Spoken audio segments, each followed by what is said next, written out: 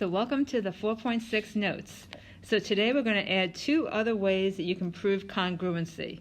One is angle side angle and the other is angle angle side. So here are the postulates right here. So angle side angle.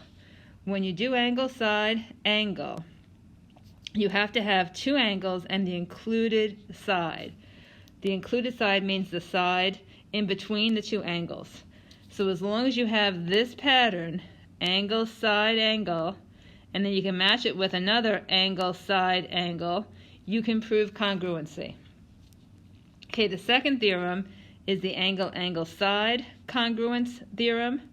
So if you have two angles, so here's angle 1, angle 2, and then a non-included side, that will do it. Angle 1, angle 2, and a non-included side. Okay, so now let's see on the next page, can we fill in these notes? So angle, angle, side. So that's if you have two angles and, think about it, if it's angle, angle, side, it's a non-included side of one triangle are congruent to two angles and the non-included side of a second triangle. Then the two triangles are indeed congruent. Okay, here's the other one. Angle side angle. So here notice the side is sandwiched between the two angles.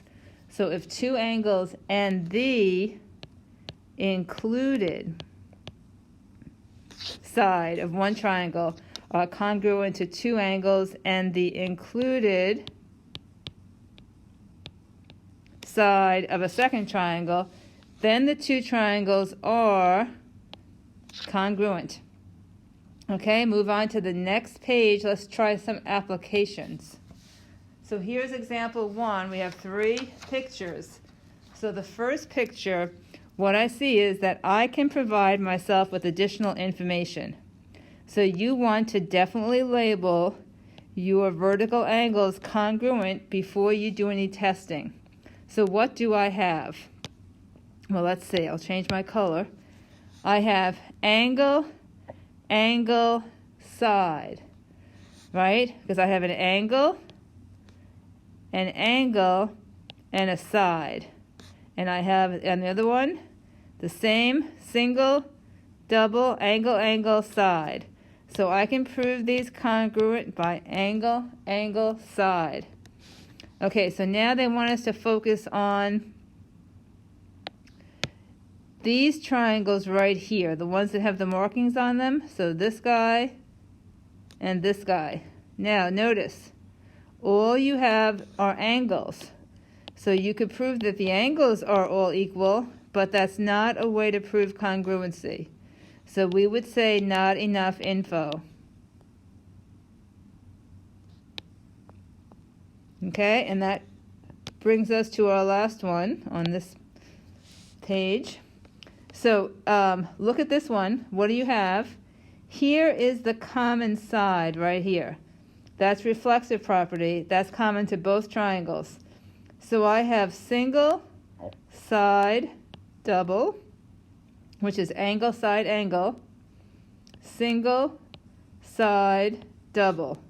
Another angle, side, angle. Okay, go back over these if you need to.